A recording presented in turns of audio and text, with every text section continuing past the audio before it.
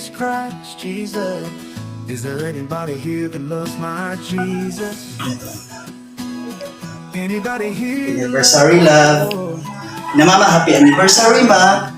Happy anniversary, love. Love you. God bless you. Thank you.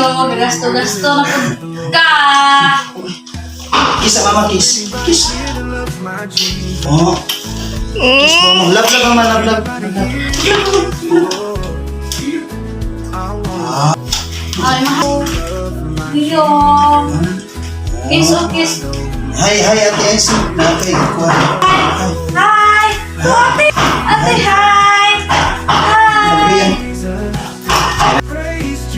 So ani nga time, after sa among pagsimba, nag-travel may padlong sa Amurganda Resort aron adto mi mga ligo mi dito, mag-celebrate mig gamay, simple nga celebration para sa among second wedding anniversary sa akong partner. So hapit na mi nabot. Mao na ni ang entrance sa Amurganda Resort. So sa sulod ani, nindot kay ni sa sulod, dako kayo ang ilahang space, dako kay ilang swimming pool, dako kayang area og napod siya playground para sa bata. Nga pwede ang bata dito magdula-dula. So ani nga time, nakasulod na mi, nangaligo na mi. Kanya wala ko ka video sa pool nga swimming pool. Napay swimming pool sa Picas pero wala ko ka video kay kaning na busy na. Ani nga time, ako siyang giingnan nga sa atong pagpadayon sa pagkinabuhi nining kalibutan na ako siyang giingnan nga tiban-ig gyud kini nga verse.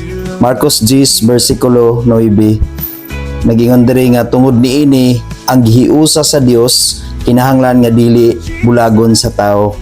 Ako siyang giingnan nga bisan unsay mahitabo sa atong kinabuhi, bisan unsay mahitabo sa atong pamilya, ang atong relasyon naghihiusa na diha sa Ginoo, naghihiusa na kita pinaagi sa atong pagminyo, pinaagi sa atong pagpakasal, pagpa-bless diha ni Lord, wala na gay si bisan kinsa nga makabulag.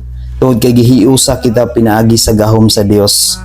Bisan unsa pay ato ang mga trials sa atong pamilya, kay normal man na nga naagi tay mga trials nga mabot sa atong pamilya. Kay mao man ay lamas sa ato ang pagkinabuhi nining kalibutana.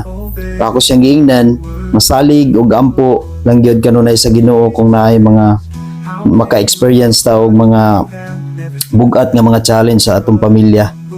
Tungod kay bisan unsay atong buhaton, ang tanan nga nahiusa na diha ni Kristo, dili na gayud kana siya pwede nga bulagon. Dili na wala na si bisan kinsa nga makabulag ana. Wala na tao nga pwedeng mobulag ana. Tungod kay gihiusa na ta ni Kristo. So again, I just want to say salamat nga siya ang akong nahimong asawa, nga siya ang gihatag sa Ginoo lang kanako. And happy second anniversary. I love you, love, and God bless you.